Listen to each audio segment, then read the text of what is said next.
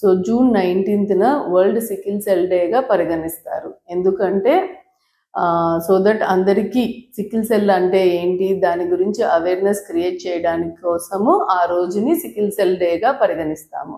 అసలు sickle cell anaemia అంటే ఏంటి?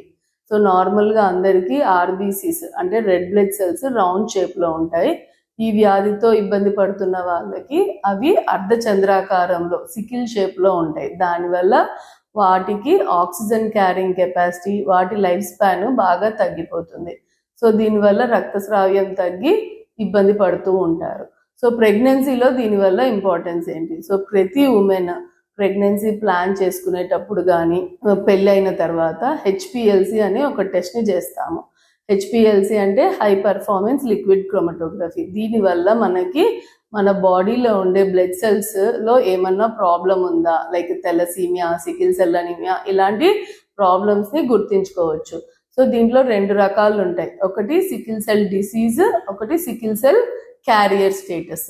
క్యారియర్ అంటే వైఫ్ హస్బెండ్ ఇద్దరు ఆ ప్రాబ్లంకి క్యారియర్స్ అయితే వాళ్ళకి బిడ్డకి సంక్రమించే ఛాన్స్ 25% ఉంటుంది. అంటే 4లో ఒకరికి సికిల్ సెల్ అనీమియాతో ఆ బిడ్డ ఇబ్బంది పడుతుంది. సో దాన్ని ప్రివెంట్ చేయడానికి మనము ప్రతి ఉమెన్ హెచ్పిఎల్సి అనే టెస్ట్ చేయించుకోవాలి.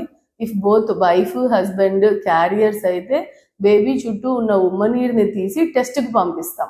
దానివల్ల బిడ్డ క్యారియరా డిసీజ్తో బాధపడుతుందా అని తెలుస్తుంది.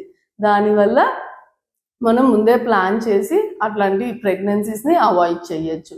సో మనం ఈ టెస్ట్ ద్వారా సికిల్ సెల్ని ఫ్యూచర్లో ప్రివెంట్ చేయొచ్చు. ఇది ఒక జన్యుపరమైన లోపం. దీన్ని అందరూ అవేర్నెస్ క్రియేట్ చేసుకొని తెలుసుకొని హెచ్పిఎల్సి టెస్ట్ అనే టెస్ట్ని ప్రతి ప్రెగ్నెంట్ ఉమెన్ చేయించుకుంటే మంచిది.